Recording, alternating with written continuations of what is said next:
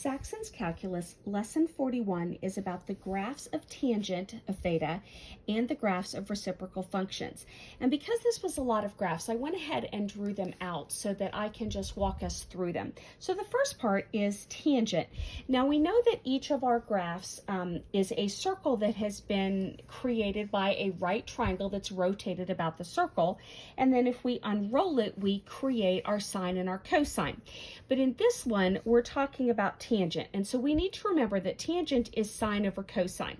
So I went ahead and drew the cosine one, which starts at the high point of 1 and then 4 sections as we're used to seeing, and there's the curve that it follows. So because it is in the denominator, everywhere that I have a 0 in the tangent, I actually create the asymptote. So this helps you memorize where the asymptotes would go. So in this case, it's at pi over 2 and at the 3 pi over 4. And then of course that one is pi and that one is 2 pi. So now that we have that, we also memorized that tangent is overall climbing. And so I only did the basic 4 sections that we would see once we've created these 0 spots as asymptote spots. We are climbing, and so here's a full curvature, and these two are only partials because I only did the 0 through 2 pi. So now that we have reminded ourselves what the tangent looks like, it then moves to the graphs of reciprocals. And the opposite of sine is cosecant. So they're considering this one a reciprocal because it is the opposite of the regular sine. It becomes 1 over sine.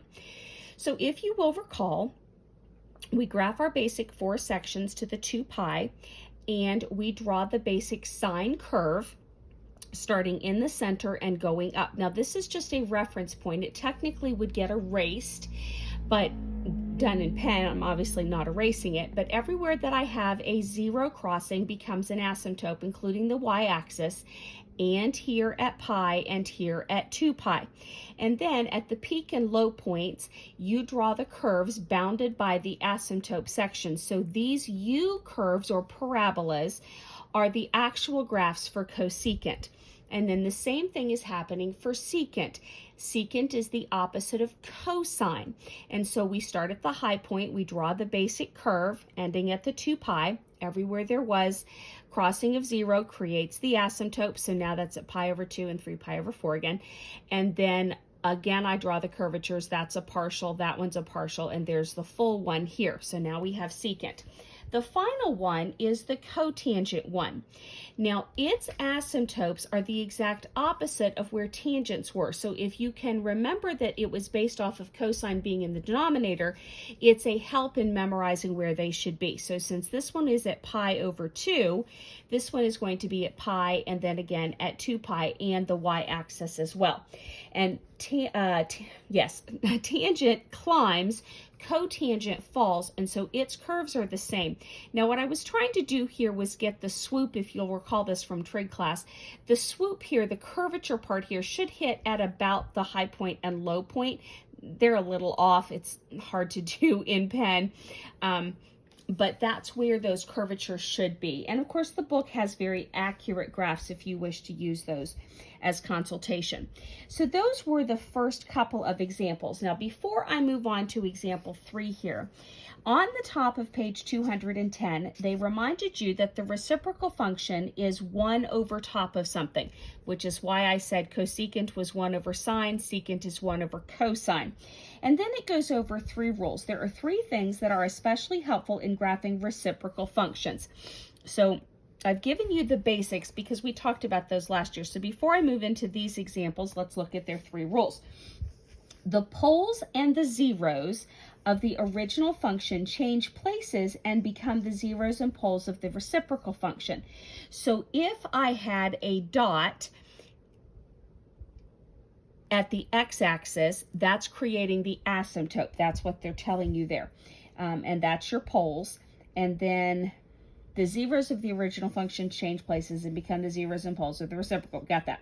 Thus, the graph of the reciprocal function has a vertical asymptote at every point where the graph of the function touches the x-axis, asymptotes, and will touch the x-axis at every vertical asymptote of the original function.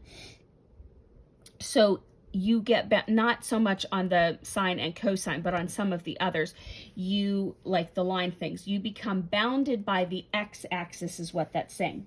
Part 2. The points where the y-coordinate is a 1 or a -1 appear on both graphs. So if I had a dot at 4, 1 and at 7, -1 on the graph of the original function, then I will get the same points on the graph of the reciprocal function. So that's why this high point remains the high point and starts it here.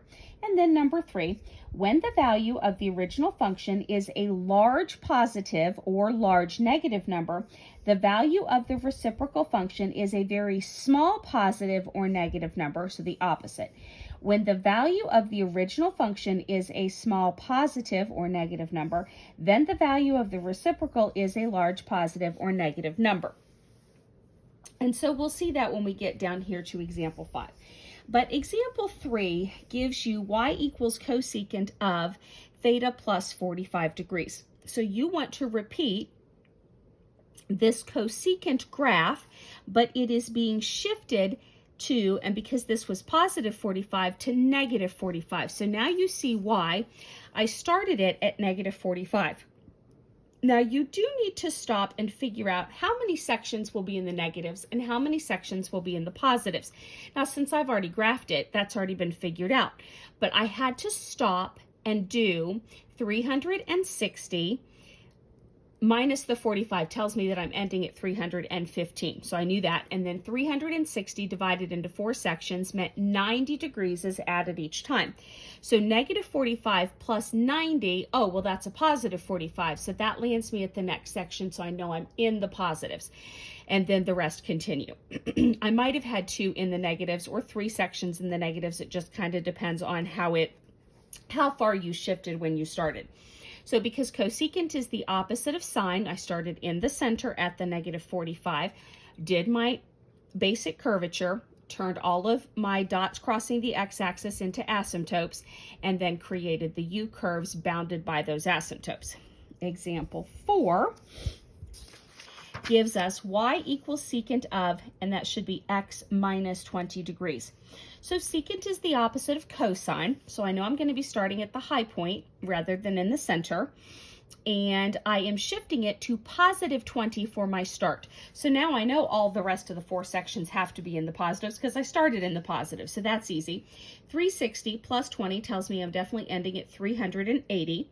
So I'm starting at the high point of 1. I drew my basic cosine curve, and then I created my asymptotes where I would have crossed the x-axis, and then I did the u-curves bounding by those asymptotes. Example 5 says, sketch the reciprocal function of the function shown here in this figure. So this is the original line, and because it crossed the x-axis here at 0, that becomes the asymptote down here. Then I had a dot here that crossed the y-axis at -1, so I'm going to have that same dot in the reciprocal because 1 over top of that is still -1 for that answer. Now I'm bounded here by the asymptote, and I have a starting dot, and I know that when I do reciprocals, the x-axis becomes another asymptote. So I'm bounded by the x-axis and then this asymptote. Then to find this dot, I just had to pick a number so that I would get a reference place. So 1, 2, 3, I chose 4 here. And technically I had a dot here at 4, 1, so that's why I chose it. If I didn't know it, I would need to find anyway, you get the idea. So put the dot at 4, 1 matching, and then bounded by the asymptote, bounded by the x-axis. And finally, example 6. The graph of f is shown, and that's this one. Sketch the graph of the reciprocal function. So I looked for where I had crossings of the x-axis, so that was at -3, created an asymptote, at -1, created an asymptote, and at 2, created an asymptote. So now I have 1, 2, 3, 4 sections in this graph to figure out. So I had a dot here at -2, -1, So -2, -1 created a dot. Now that wasn't the end section, but I went ahead and started with that provided dot. So I put that here, and then I realized that because it's reciprocal, that where I had 1 over top of things, it's flipping it downward. So instead of going up, it's now going down in this section. Then I came over here, back to this one that was created over here, and I technically sort of had to guess where it should be. I know that because these answers are over here and it's reciprocal, I'm going to be bounded by the x-axis and this asymptote, and it's going to be up here in the positives because that's where this part of the graph was. And then they usually alternate, so that was my other clue. If this one went down, this one should be up here in the positives. This section had a dot at 1, -1, so I could recreate that dot. And then what is happening between those two? Well, this was a curvature, so I know I should be getting the same curvature, but it's going to be the opposite direction because, again, it's reciprocal. So instead of climbing, it falls. Now, this did not have anything at 0, 0, but because of where the asymptote lines fell, I had to kind of guess. Now, in the book, they put it exactly through the 0, 0. As long as you're getting this curvature changing directions and you are matching the given original dots, you're in pretty good shape, even if the others are off just a little bit. And again, I had to kind of guess as to where I swooped up, like it might have come over a little tighter and then gone up. But this one wasn't super tight, so I just tried to match the approximate curvature here. And then finally, in the last section created by this asymptote, I knew that because this one was basically falling, I was going to end up in the positive section, again, bounded by the x and the given asymptote.